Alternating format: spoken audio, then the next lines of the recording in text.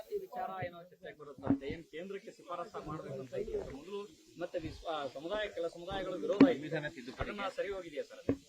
ಅಲ್ಲ, ಈಗ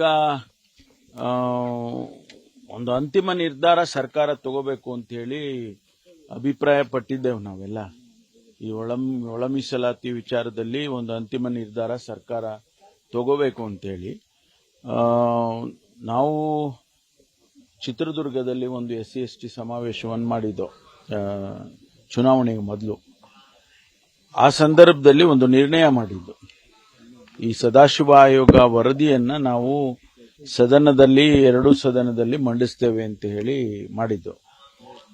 ಅದು ಆದ್ಮೇಲೆ, ಆ ಅಧಿವೇಶನ ಆಗಿದ್ದು ಚುನಾವಣೆಗೆ ಮೊದಲು, ಆಗ ಇನ್ನೂ ಸರ್ಕಾರ ಇತ್ತಲ್ಲ, ಆ ಸರ್ಕಾರದವರು ಹಿಂದೆ ಬೊಮ್ಮಾಯಿಯವರು ಅದನ್ನ ಒಂದು ಸಮಿತಿ ಮಾಡಿ, ಕ್ಯಾಬಿನೆಟ್ ಸಬ್ ಕಮಿಟಿ ಮಾಡಿ ಇದನ್ನ ರಿಜೆಕ್ಟ್ ಮಾಡಿಬಿಟ್ರು. ರಿಜೆಕ್ಟ್ ಮಾಡಿ ಬೇರೆ ಸಬ್ಜೆಕ್ಟ್ ಅನ್ನ ತಗೊಂಡು ಅವರು ಮೀಸಲಾತಿಯನ್ನು ಹೆಚ್ಚು ಮಾಡಿ ಕೇಂದ್ರಕ್ಕೆ ಶಿಫಾರಸು ಮಾಡಿದ್ದಾರೆ. ಆದ್ರಿಂದ ಅವರು ಒಳ ಮೀಸಲಾತಿಯಲ್ಲಿ ಇಷ್ಟು % ಕೊಡಬೇಕು, ಇಷ್ಟು % ಕೊಡಬೇಕು ಅಂತೆಲ್ಲ ಮಾಡಿದ್ರು.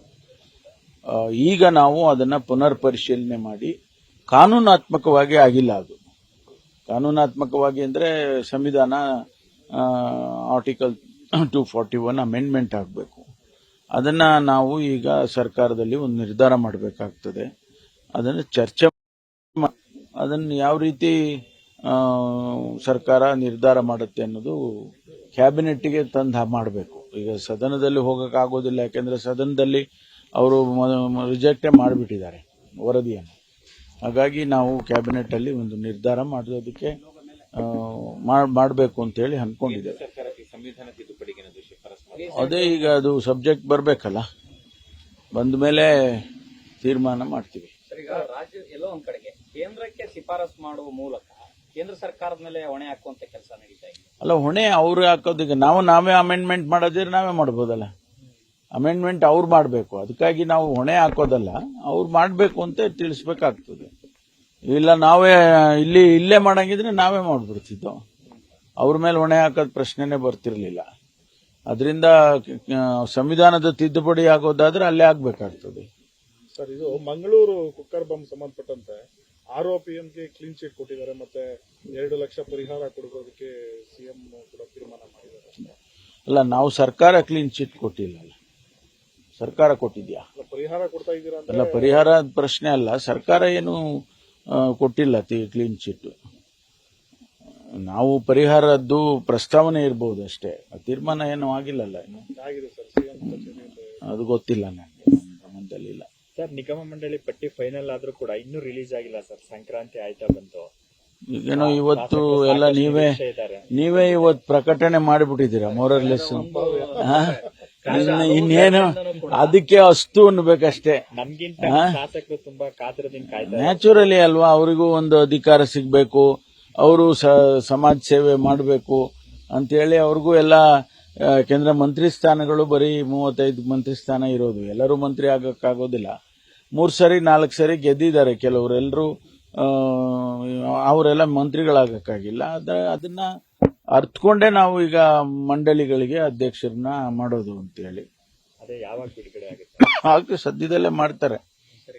ಈಗ ನಿಮ್ ತನಕ ಬಂದ್ಬಿಟ್ಟಿದೆ ಅಂತ ಅಂದ್ಮೇಲೆ ಅದು ಬಿಡುಗಡೆ ಆಗೇಬೇಕು.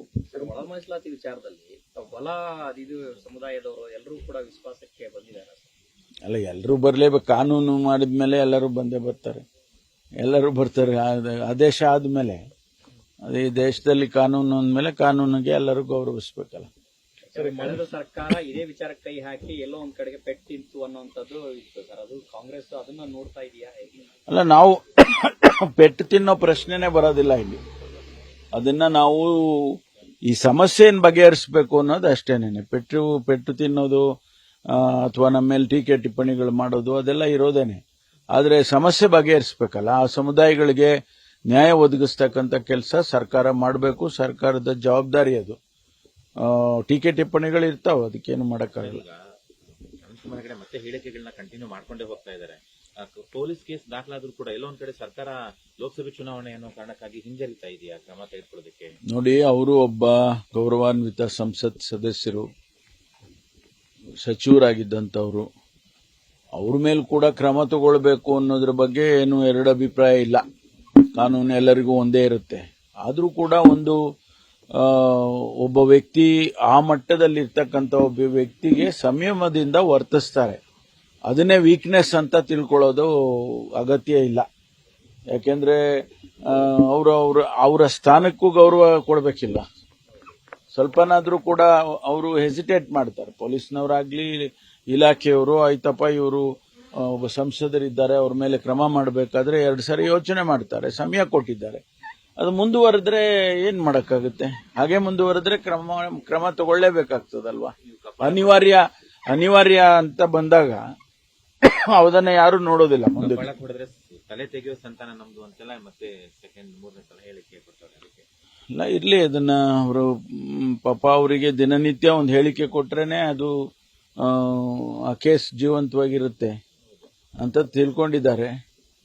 ಅದಕ್ಕೆ ಏನ್ ಮಾಡಬೇಕು ಕ್ರಮ ತಗೊಳ್ತೀವಿ. ಎಐಸಿಸಿ ಅಧ್ಯಕ್ಷರು ಈಗ ರಾಜ್ಯದ ಮಟ್ಟಿಗೆ ನಿಮ್ ಜೊತೆಗೆ ಒಂದಷ್ಟು ಆಪ್ತತೆಯನ್ನ ಇಟ್ಕೊಂಡಿದ್ದಾರೆ. ಈ ಬಾರಿ ಲೋಕಸಭಾ ಚುನಾವಣೆಯ ಸುಳಿವೇನಾರ ಕೊಟ್ಟಿದ್ದಾರೆ ಸ್ಪರ್ಧೆ ವಿಚಾರದವರು? ಯಾಕಂದ್ರೆ ಕೋಲಾರ, ಚಾಮರಾಜನಗರ, ಕಲಬುರಗಿಯಲ್ಲಿ ಮತ್ತೆ ಅವರು ನಿಲ್ಬೇಕು ಅನ್ನೋಂತ ಚರ್ಚೆಗಳು ಶುರುವಾಗಿದೆ. ಅದಕ್ಕೆ ಗೊತ್ತಿಲ್ಲ ನಮಗೆ, ಅದ್ರ ಬಗ್ಗೆ ನಮ್ಮ ಹತ್ರ ಏನು ಅವರು ಮಾತಾಡಿಲ್ಲ.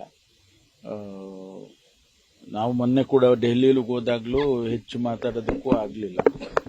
ನಾವೆಲ್ಲರೂ ಸಚಿವರುಗಳನ್ನೆಲ್ಲ ಕರೆದಿದ್ರಲ್ಲ, ಆ ಸಂದರ್ಭದಲ್ಲೂ ಕೂಡ ಎಲ್ಲೂ ಮಾತಾಡಕ್ಕಾಗ್ಲಿಲ್ಲ ಈ ವಿಷಯ. ಸುಮಲತಾ ಅವ್ರಿಗೆ ಏನಾದ್ರು ಆಫರ್ ಆಗಿದೆ ಸರ್ ಕಾಂಗ್ರೆಸ್? ಗೊತ್ತಿಲ್ಲ. ಅಂದ್ರೆ ಅದೆಲ್ಲ ಪಕ್ಷದ ಬೆಳವಣಿಗೆಗಳು. ಪಕ್ಷದಲ್ಲಿ ಅಧ್ಯಕ್ಷರು ಇದನ್ನೆಲ್ಲ ಅವರೇ ಹ್ಯಾಂಡಲ್ ಮಾಡ್ತಿರ್ತಾರೆ. ಅದರಿಂದ ಅವರಿಗೆ ಮಾಹಿತಿ ಹೆಚ್ಚಿರ್ತವೆ ಈ ವಿಚಾರದಲ್ಲಿ. ಬಿಜೆಪಿ ಟಿಕೆಟ್ ಮಿಸ್ ಆದ್ರೆ ಕಾಂಗ್ರೆಸ್ ಇಂದ ನಿಲ್ತಾರೆ? ಗೊತ್ತಿಲ್ಲ. Thank you. ನ್ಯೂಸ್ ಫಸ್ಟ್, ನಿರ್ಭೀತಿಯಿಂದ ನಿಮ್ಮ ಪರವಾಗಿ.